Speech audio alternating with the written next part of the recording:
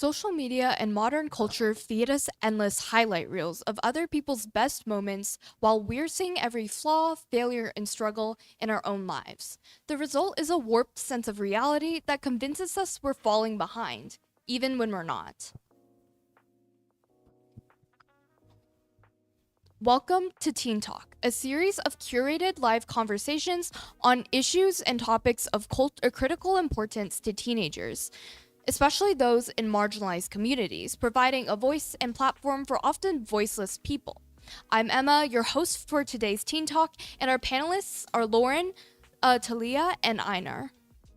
We are part of Youth Action Coalition, and while we all come from different backgrounds and schools, we all noticed comparison within our communities. Today's topic is to highlight the questions and answers that youth have. To begin this discussion, we should first address the foundational concepts of the highlight reel. So, how does the concept of the highlight reel shape the way teenagers define success, and what might be missing from this definition?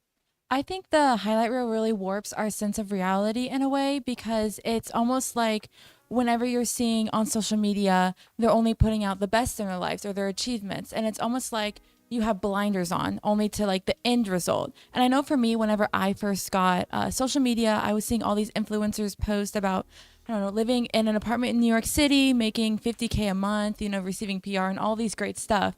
And I was like, wow, that must have been so easy for them. All they have to do is set up their camera and post. But in reality, you never know what's going on behind closed doors.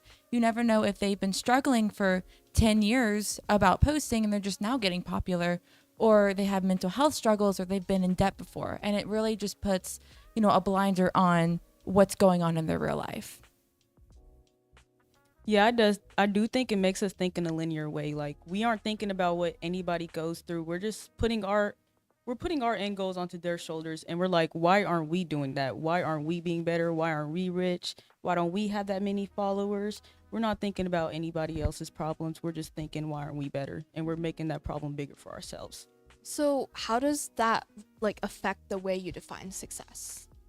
I think a lot of when you see this curated content, your idea of success kind of changes. You don't focus on like the steps you take to get there, and rather you just like focus on the end goal. Like just say you want to become a doctor, like you just think about, oh yeah, I'm gonna be a doctor and I'm gonna get a lot of money, but you have to kind of like lay out a plan for it.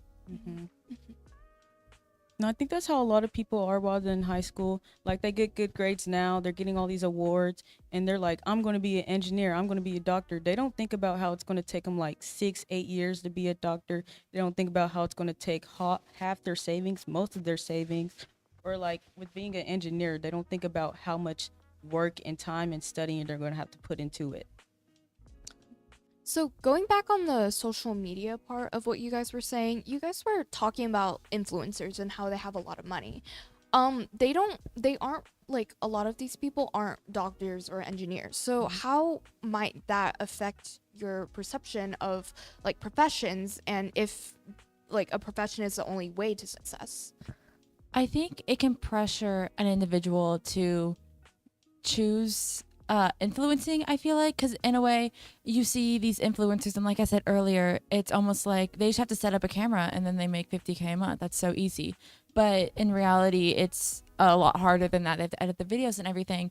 And then you look at what the individual originally wanted to do, like say become a doctor. So they compare the two and they're like, I'd have to go to medical school, student loans, all this pressure, whenever I can just become an influencer. And I feel like it can change their what they want to do, like what their career is. And and if you don't get both sides of the pros and cons, you can't make an informed choice. Mm-hmm. And I feel like with a lot of influencers, most of them are being influential simply because of their looks.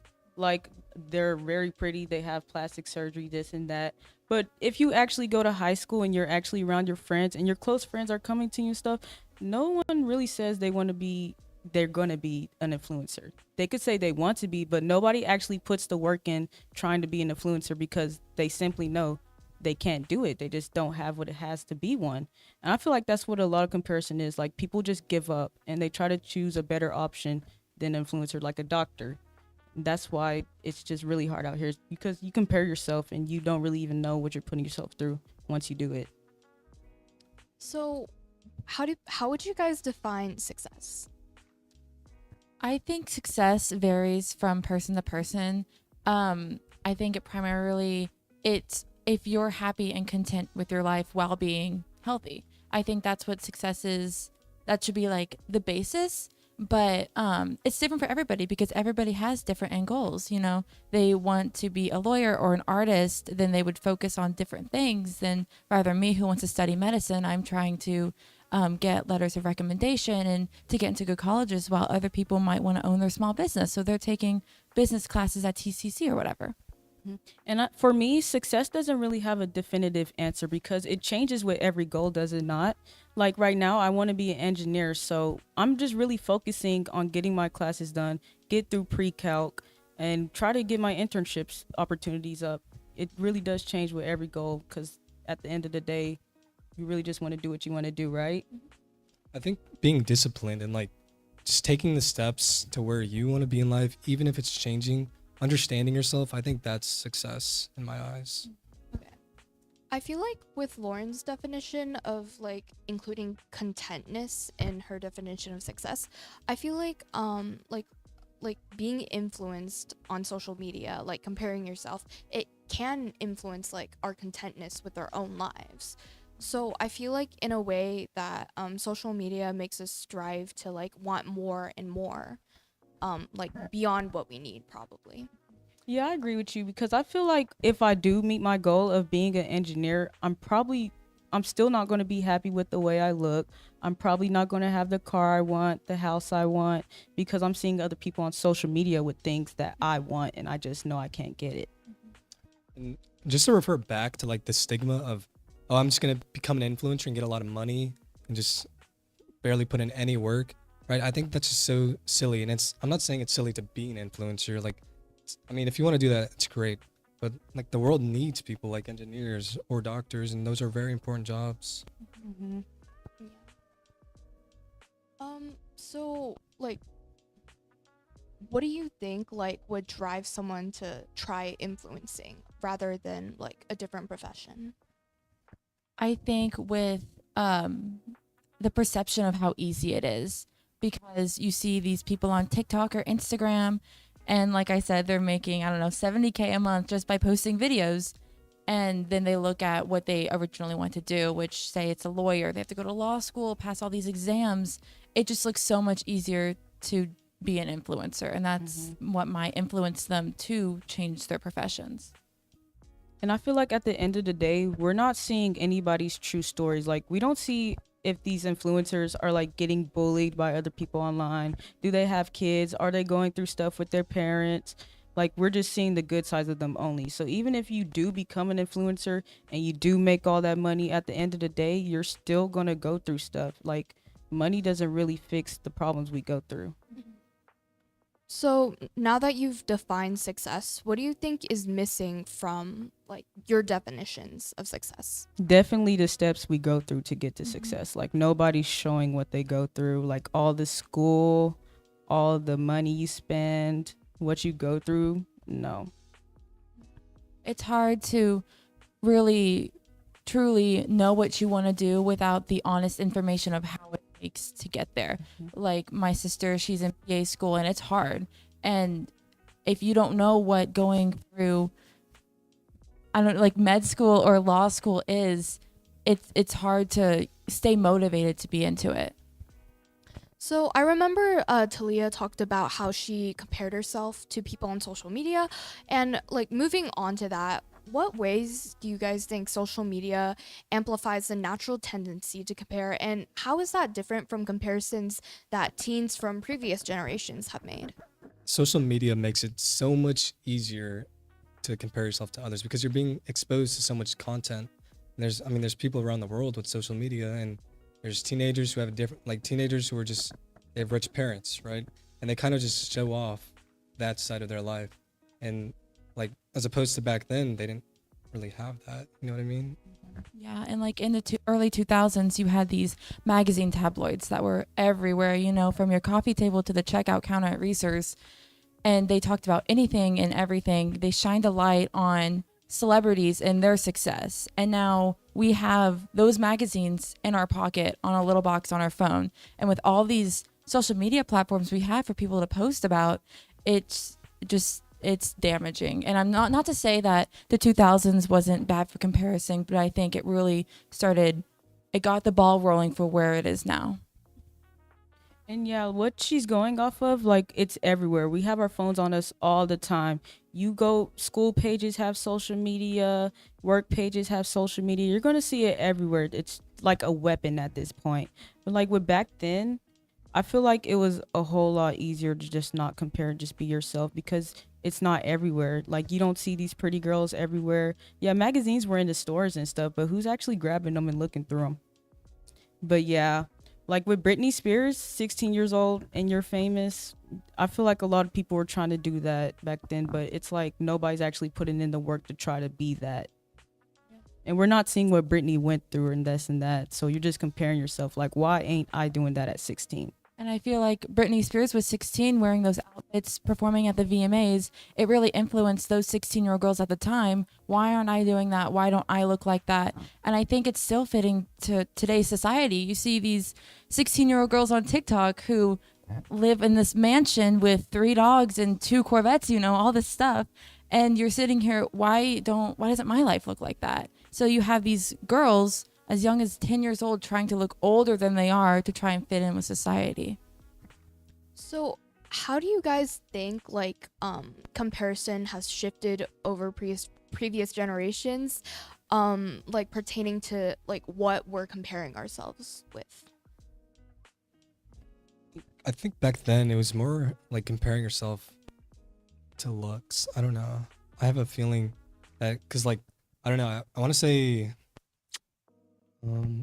because like there was magazines and so modeling was like a prominent industry, and so people would compare themselves to like the way they look, and other people. Yeah, and beauty standards were a huge thing. I mean, they are a huge thing. They've been a huge thing throughout centuries. And so you had these movies on TV with these beautiful girls who fit the beauty standards, and as they shift over time, you just want to look like that. I feel like nothing ever stays constant with the beauty standards, and so you're constantly comparing yourself, trying to keep up. Yeah, and that's what makes it really difficult with like to stop comparing yourself because the beauty standards have always changed, not even decade by decade. It's by year. There's always something new coming out. Kylie Jenner lips, you want the Jenna Ortega body, you want to look like a K-pop idol. Yeah, it's never the same, and that makes it really difficult. So, outside of physical looks, what do you think you personally like are comparing yourself like to, and like what might your like parents, if they've opened up about it, or like family in a different generation? Like Academics, it's a big one for me. I have a lot of friends who are really smart and I love them, and they get really great test scores, but it's like every time they tell me, it's just like kind of demeaning, because I'm not good at tests, and I know test scores like serve a big purpose. It doesn't completely define a person, but just makes me feel kind of lesser than them. You know what I mean? Yeah, I really agree with that statement because I am so proud of all my friends who are successful in their academics. I wish nothing less for them. But, my friend who gets a 29 on the ACT, I'm like, wow, I wish I could get that score. Although I don't know what, studying they went through, if they had tutoring or anything. But I just look at the big picture and see that they got a higher score than me.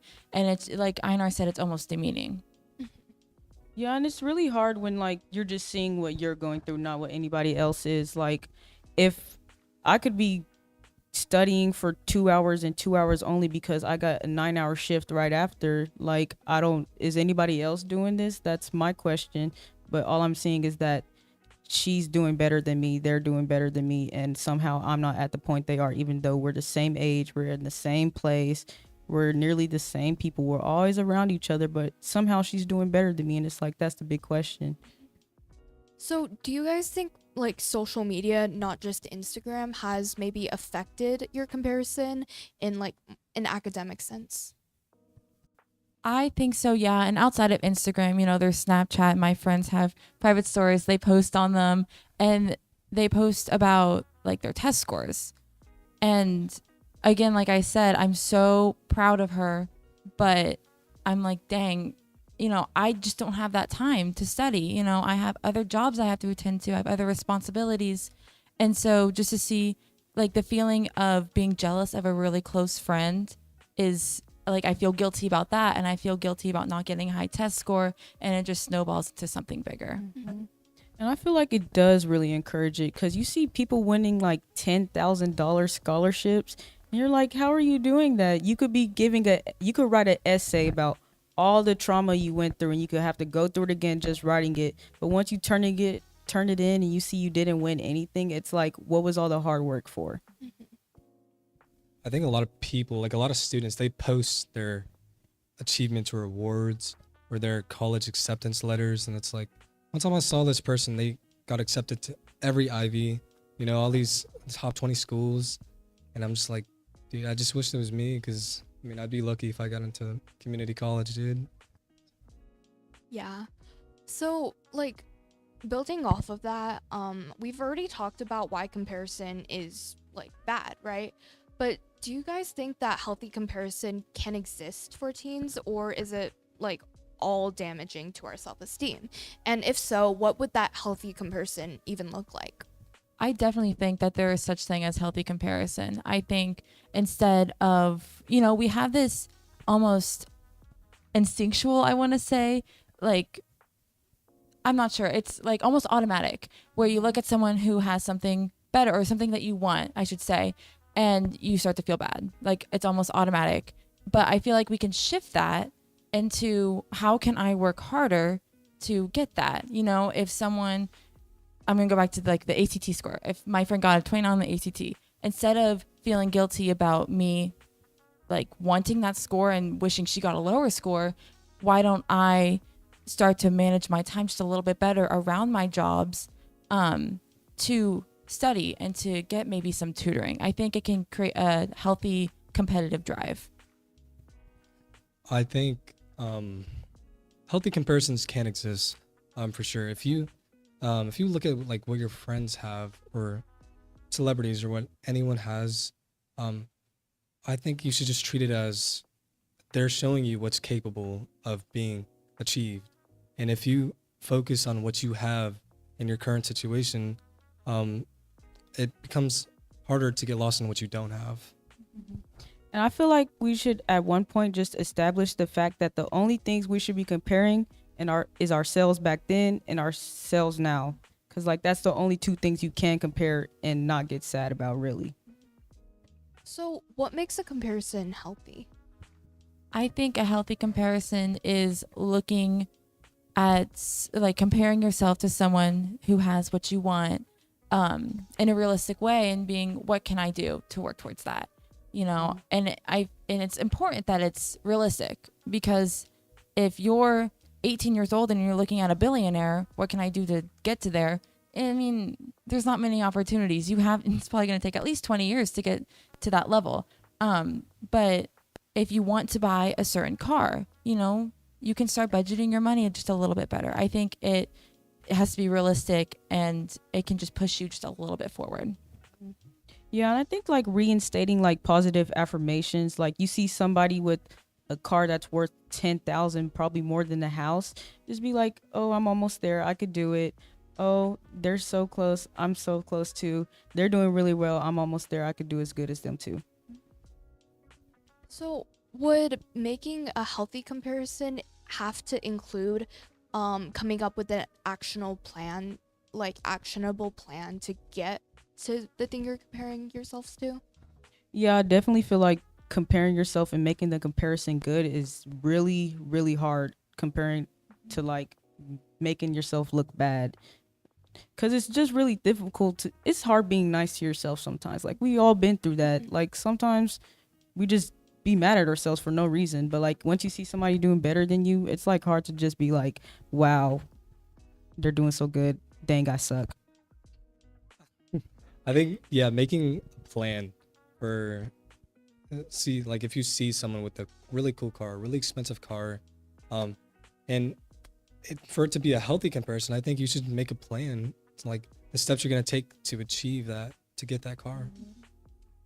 Do you think like it's possible for like maybe even your plan like turns like kind of toxic, like if you're motivating yourself like in a negative way? Or do you think once you make a plan, like your ambition can just like drive you? Yeah, definitely. Because you could be working towards getting that car and you could just be in the middle of your shift and it's like, dang, why am I here? I want to go home. And it just thwarts your whole plan. Like, you don't even want to do it anymore. Like, you forget what the end goal is, like who you're working for and what you're working for. Yeah, I think sometimes you have to take a step back, like in the beginning and even in the middle. What am I working towards? Is this realistic? Am I doing this in a healthy way? Mhm.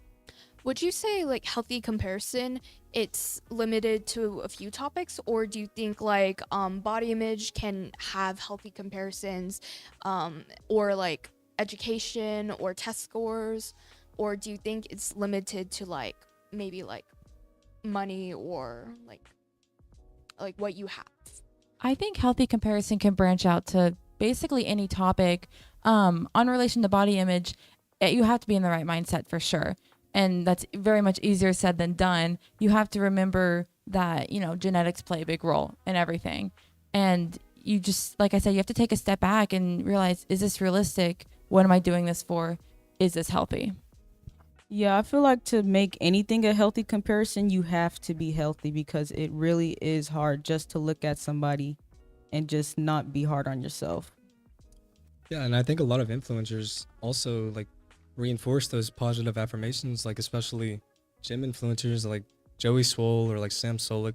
They tell their audience, I mean, to just take their time and like don't really compare yourself to someone's end goal. I remember Joey might have said that one time. So, if you were to offer like advice for other people on how to make your comparisons healthy, what would you guys suggest?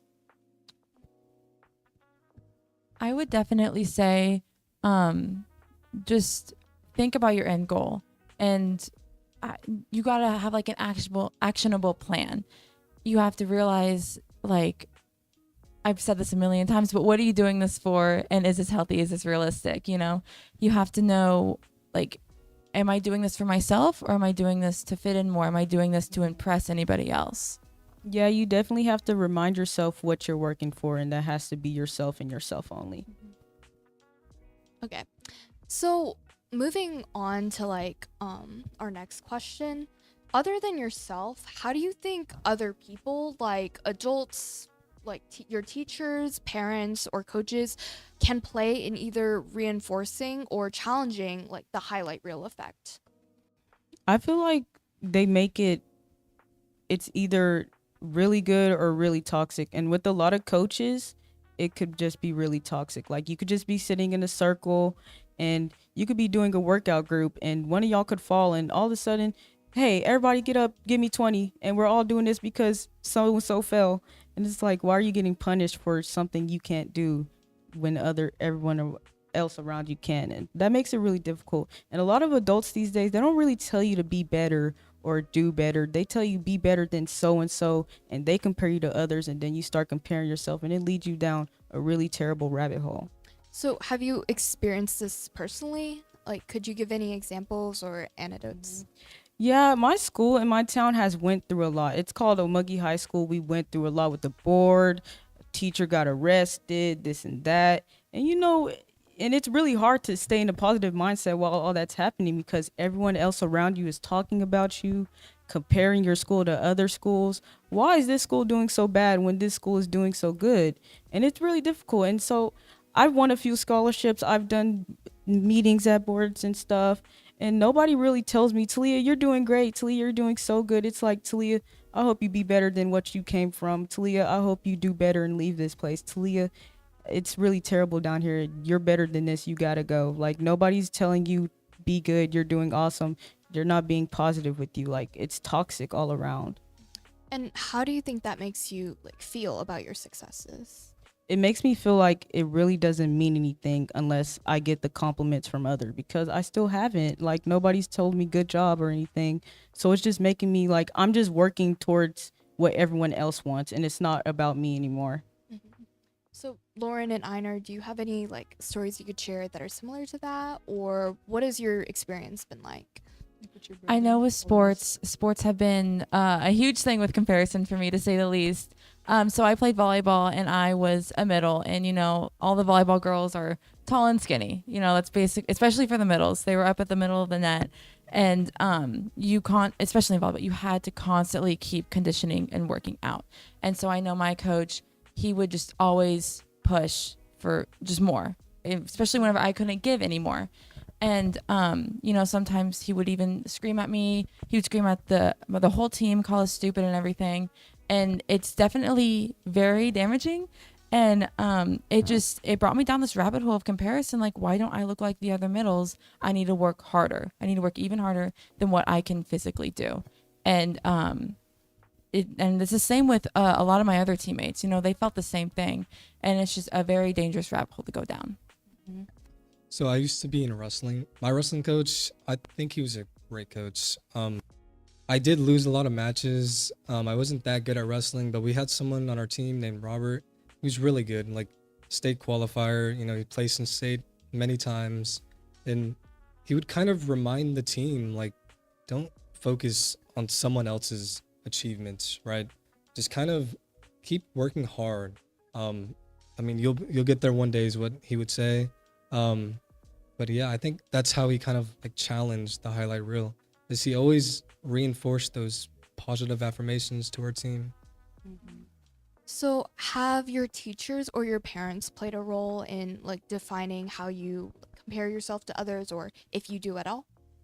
My parents definitely play a huge role in challenging the highlight reel. They always focus on just like me and what I can do and how I can top myself. Like Talia said, it's hard to top others because you don't know what other resources they have or what they have. You can only compare yourself with you right now and you in the past, and they definitely focus on, okay, how can we get that better grade? Like, what do you need from me? And so they definitely help me to push myself forward in the best way. Have they ever talked about other students or other like people when you were trying to just discuss yourself, or? There has been some instances, but I remember some of my friends telling me stories, only like when I was in 6th grade, but they would compare them to like, oh, well, Janie cleans her room, why can't you? Or Blake gets better grades, you need to work harder. And I think that's extremely damaging because a lot of kids don't tell their parents what they're going through. And a lot of mental health struggles can lead to a lack of motivation. And just that comparison on top of that inherent struggle can just lead to worse effects. So overall, would you say that the adults in your life have been encouraging or going against the highlight reel effect? I think the adults who are close in my life definitely challenge the highlight reel effect, which I'm very grateful for, because I have had adults in my life who just encourage it. And from both sides, definitely the one that challenges it is a lot better, because it also motivates me to do better instead of just like looking at it and be like, why am I not like her? I want to quit. You do you think the adults in your life have been more helpful or like less helpful? I feel like it just depends on where you're at and like where you come from, because if you're at school, you're at a good school and you're around teachers who love their job, then yeah, they're going to challenge it. Like I have this teacher, Mr. Cunningham. He's an awesome guy. I call him Uncle Ron all the time. He's helped me with my scholarships, and I'll complain all the time. I don't want to do this. I don't want to write about it. I already wrote about it 50,000 times and I ain't won nothing. It'll be like, Talia, you still wrote something good, and that's all that matters. You worked hard, and that's all that matters. Like, he really made me think about myself when I was doing it. Like, I'm doing this for me, and that's just a good reminder. No adults really do that anymore.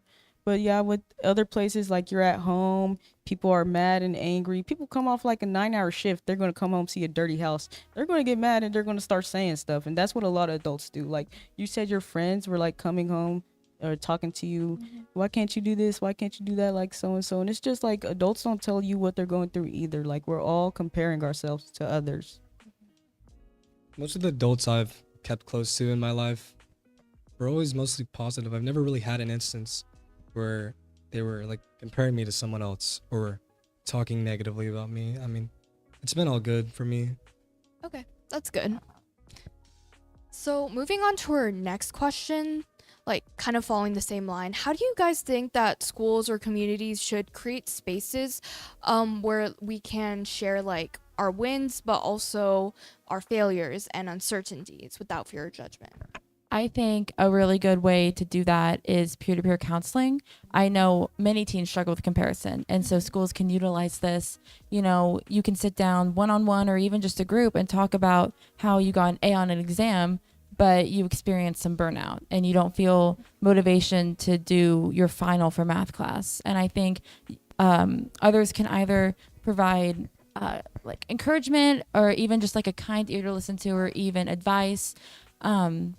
But I think it's just helpful because you can have shared experience with teens. And I think even if they want to remain anonymous, you can, like, a teacher can sub in for their place and they can write down what they're going through, and then the teacher can relay that message back to them. Yeah, at my school in Omagi, we had this group therapy thing, and it's like it accommodated for everyone. Like, if you didn't want to talk to a whole group about your issues, she would bring coloring pages, blocks. You could write in this journal for her, and she'll pull you aside and talk to you about your issues. Like, I really think we also need to reinforce the fact that failure is okay.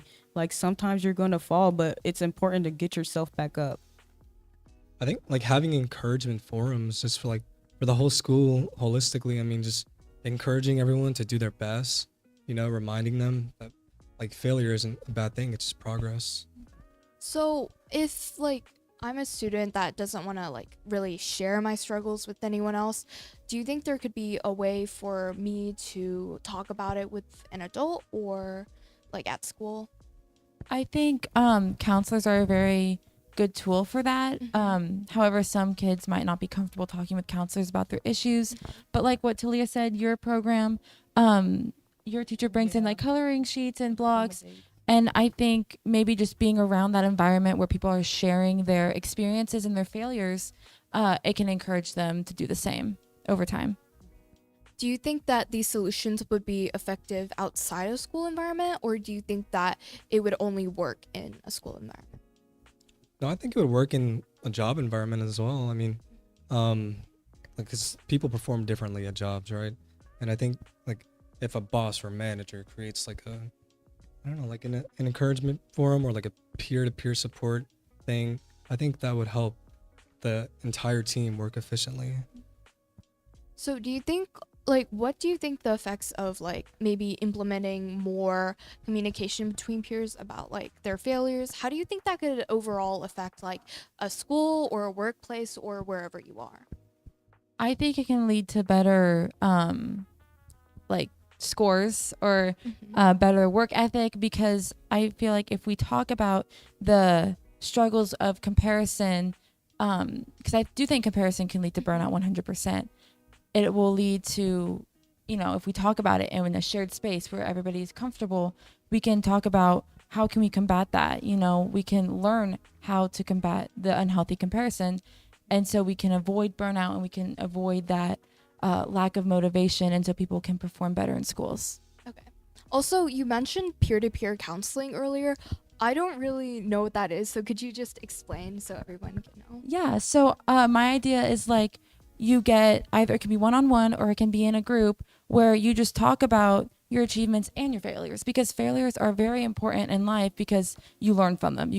I feel like failures are the best way to learn something, because you learn your mistakes and, what can I do better? And so you can do it one-on-one where you just talk about, I got an A on this test, but I really don't feel like studying ever again, because that's a real feeling.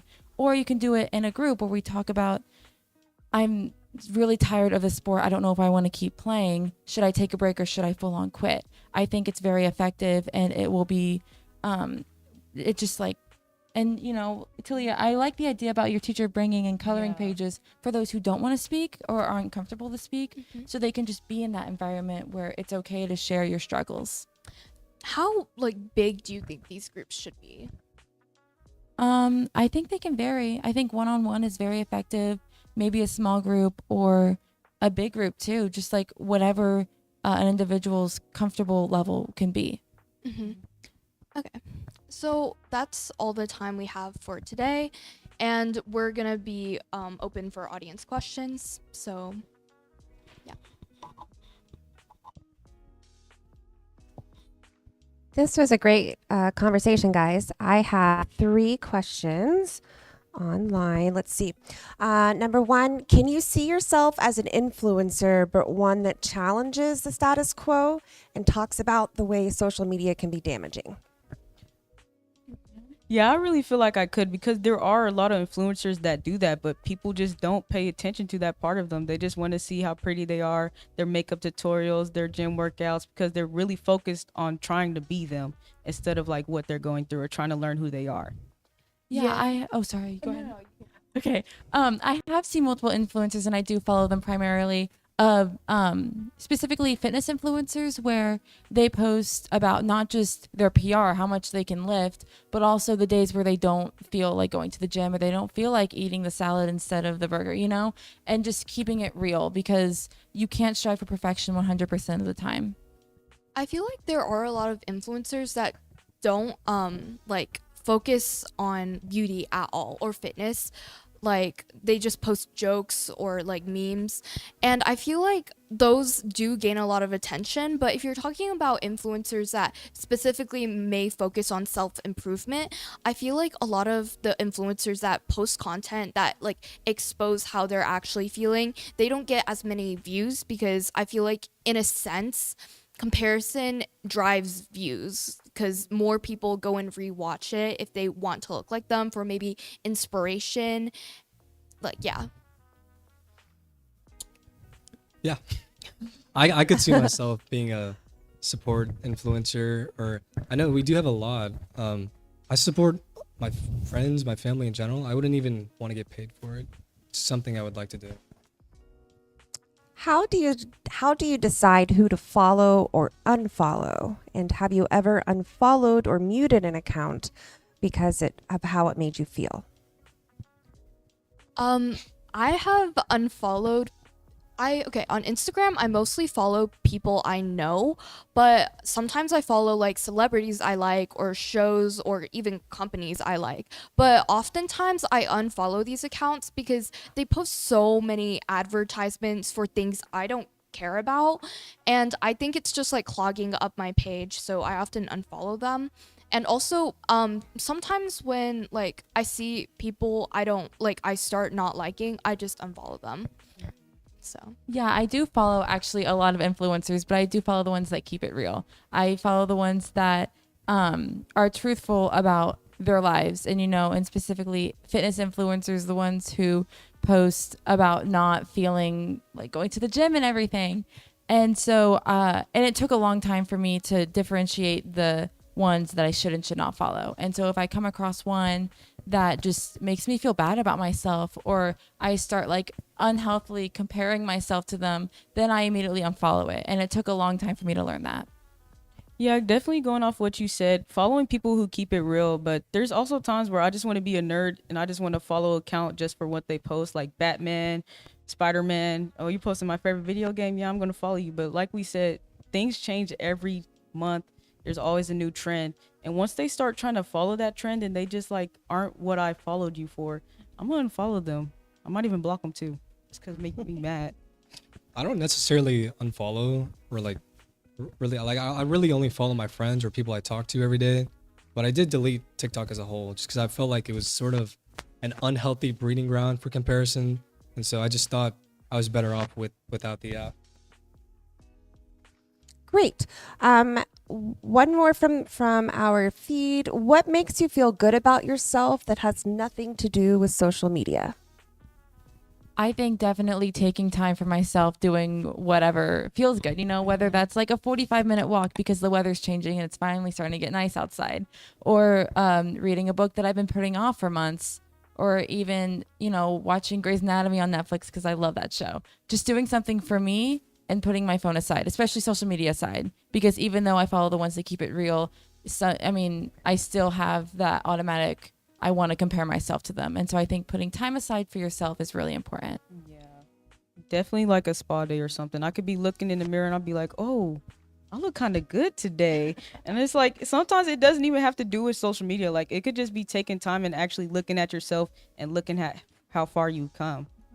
For me, it's learning how to cook. I really like cooking, so I'll just sit down and I'll learn how to cook a meal, and it makes me happy.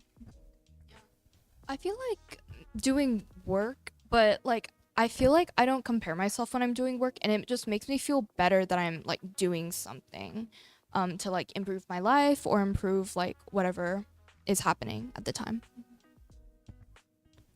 Hi, guys. Hi. Absolutely amazing job you have done. I just want to applaud you for that right now. When you think of yourself and the word success in the same sentence, what does that look like? What are you envisioning? What is that future you doing that is successful versions of you? For me, it's being charitable, giving back to my community or my family, using resources to give back. I think that is my definition of success. That's where I see myself in the future. I think definitely making a positive impact on others. Like creating those nice relationships with either my family or friends, and just knowing that their life is just a little bit brighter because of me, and knowing that my life is a little bit brighter because of them.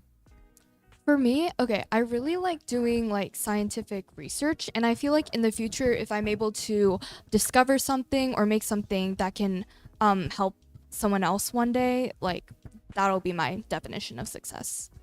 I feel like at the end of the day, mine is just reaching my end goal. Like an engineer, I'm gonna be making y'all elevators, y'all escalators, y'all grandma's ventilators. I'm gonna be doing a lot, and I'm gonna be helping people, and that's all that makes me so happy.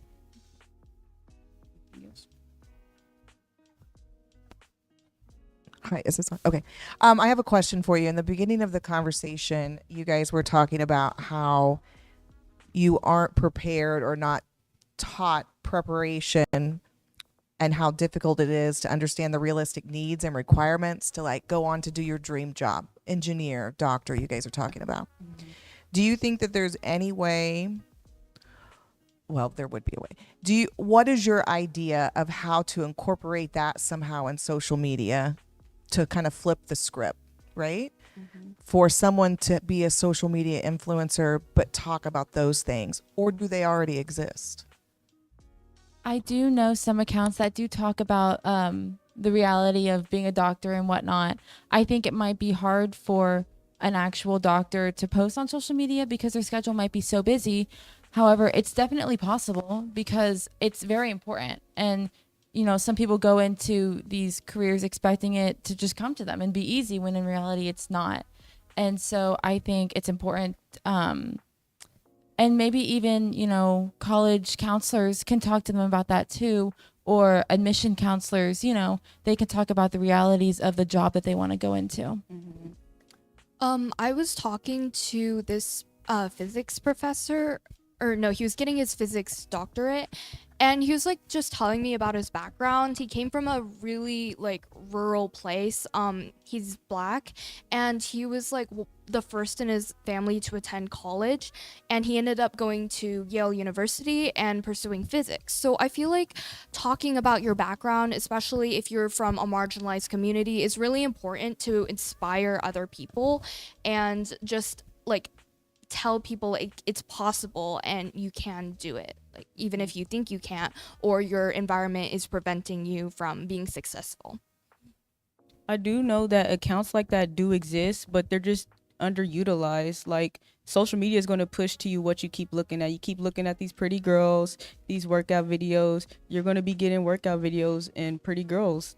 And like you won't be seeing the doctor's life, the little black girl's life who's going to college. You won't be seeing none of that because it's just underutilized. You're not looking for it too.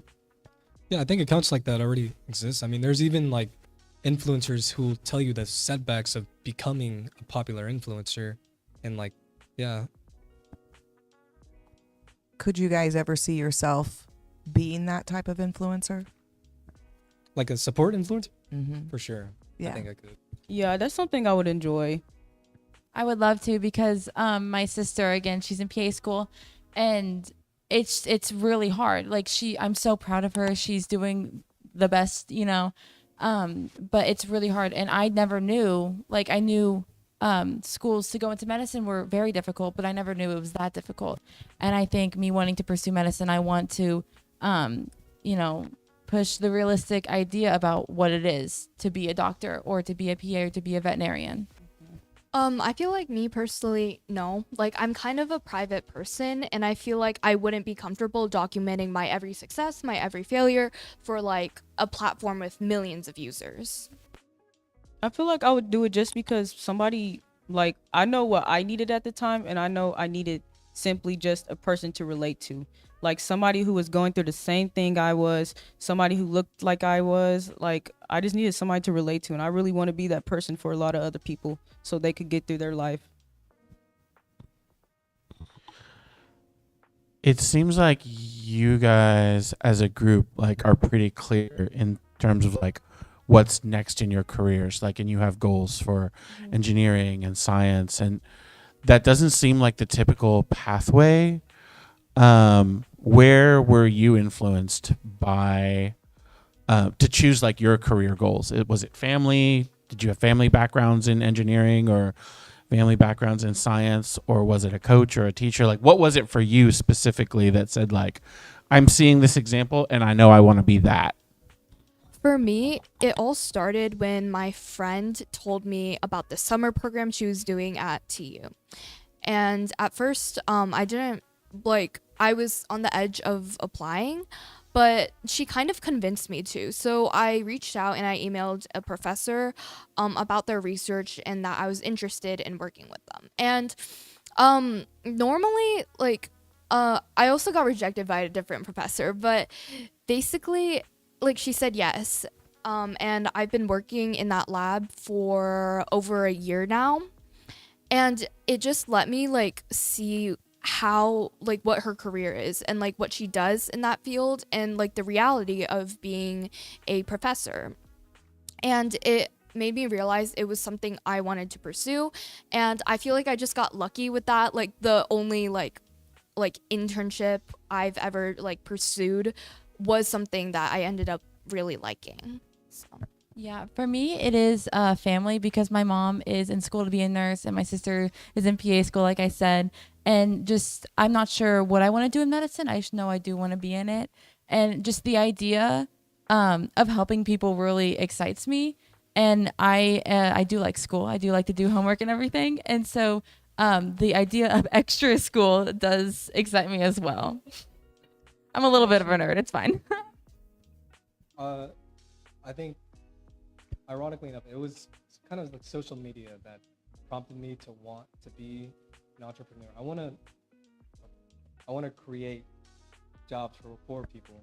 Like, I want to create jobs for people. That's been like the number one goal in my life. And my family was kind of like in the opposite way, was a big part of it, because nobody in my family have ever owned a business, created a business, and I think that's what really pushed me. I don't think my mom. Do I restate all of that? I'm good. Okay. So I think, ironically enough, social media was kind of a big thing for me. It prompted me to want to be a business or entrepreneur, someone who creates jobs for people, because I see these entrepreneurs online and I see they're doing great things and they're making a lot of money. And yeah, money is really important for me, just because I've come from like such a low income family, and I want to be able to help my community, because nobody in my family or my community has ever done something like that. And so yeah. For me, it was definitely my background. My background made me curious. One day I was outside walking and I had seen this very old lady. She was in a wheelchair, and it wasn't even an electric one, it was a manual one, and she was pushing her oxygen tank with her. And I asked my mom about it. She explained it to me, and she was like, it's so sad that they don't have the money or technology to make her something that will make her life easier. And then I seen a homeless man walking, and he just had one arm. And like, I just went home at YouTube, looked up arms, and I seen a Lego prosthetic, and it was moving and everything. And I just got so curious, and I just went down this rabbit hole of all this engineering. And I was like, I was seeing how it's like changing people's lives, like a prosthetic Lego arm. That's so cool. Not only that, but it's helping them. I just decided, like, my end goal is going to be an engineer, not just because it's good money, but because it helps people, and I could do so much just with that title. What was the longest you've been without checking social media, and what did that feel like? No, go ahead. So I went to a Young Life camp this past summer, and for a full week we didn't have our phones, and it's kind of sad to say that that's the longest I've been without my phone, but it was very, very, I want to say, freeing. It was like I didn't have anything. Like I didn't have anything to compare myself to. I didn't have anything to look at. Instead, I was in Georgia, so I was outside, and it was beautiful. Like I saw mountains, there was a lake I could swim in, there was a pool, there was beach volleyball and everything. And it was like, I felt like I wasn't tied down. I feel like I wasn't weighed down by something in my pocket, which was my phone. And it was really nice to see everybody else not on their phones too. And I met a bunch of nice people, and I got home, and ironically I did follow them on Instagram, but we stayed connected. We got connected through not having our phones, which was really nice. Near like December, I'd say, I deleted Instagram and TikTok, which were and Snapchat for around 3 months, and I feel like I was really disconnected from my peers, and I feel like I didn't have that distraction anymore, and I just feel like I didn't really feel free. I just felt like it was, I didn't have to check my phone now. And honestly, Instagram was just a way for me to connect with other people from my school and know what was going on. So when I downloaded it back, I felt like I was more in the loop. But when I downloaded it back, it's not like I was like doom scrolling or anything. I just feel like deleting it and then re-downloading it overall reduced my need for it. The longest I've been without social media was probably like 3 days. Because my parents couldn't pay the Wi-Fi. But it was like over the summertime. I didn't feel that great because I use social media to talk to my friends and like kind of keep myself in the circle and know what's going on, so I can like hang out with them, because like I don't know where they live. I don't know how to get to their house. So yeah. The longest I've been without social media is like 2 weeks, and it's simply because I was a loser who didn't have any friends. And I just really it just made me feel disconnected, because everybody uses social media nowadays, and sometimes if you're secure in your mindset, you don't really have to worry about looking at this pretty lady and being like, oh my god, why aren't I like that? And I was secure in my mind, so I just really felt disconnected. Like I didn't have anybody to talk to. Who am I going to share these TikToks with? Who am I going to send this Instagram reel? What's the point of even having these social media apps if there's no reason for me to use it? Really good insights. Yeah, just super good insight. Super impressed. Would you say that with some of the recent phone restrictions happening in schools within Oklahoma, do you think it will remedy some of these solutions or inspire more young people to reach out and stay connected in ways other than social media? Absolutely not. Like, just not being in your phone or on your phone at school doesn't mean you can't go home and spend the rest of your day on Instagram or TikTok. Also, a lot of people I know are still on their phones. So yeah, I feel like that restriction won't change anything. People are going to find ways around it. People always have. Like somebody's going to go to the bathroom, probably staying there for a whole 3 hours just on their phone. And people will. I've seen it happen. And like you said, people are just going to go home on their phones. They're not going to think about the math lesson they learned today. They're probably just thinking about TikTok all day while they're sitting on that desk. Like, I think it might kind of help them. I know, because like when you're at school, you're around a lot of people, and so if you're not using your phone, the other only form of entertainment is talking to people, making friends, and I think that would help. Because like when you go home, yeah, you can be on your phone, but it's like no one to talk to unless you talk to your family. But if they're at work, then like. Yeah, and we're not supposed to have our phones during lunch, so I've seen people around my school playing cards and playing Uno, and my brother said that he started playing poker. My dad made a joke about how we're taking their phones away, but we're teaching them to gamble. But I digress. But it is really cool to see other people like connecting in other ways, like playing Uno or Go Fish, rather than just scrolling on Instagram. yeah. So that's all the time we have for today's discussion. For more information about the Youth Action Coalition, we have a link in the description for the video, or you can reach out to our co-founder, Kamari Crisp. Teen Talk is brought to you by Tri-City Collective and made possible by a generous contribution from the Charles and Lynn Schusterman Family Philanthropies.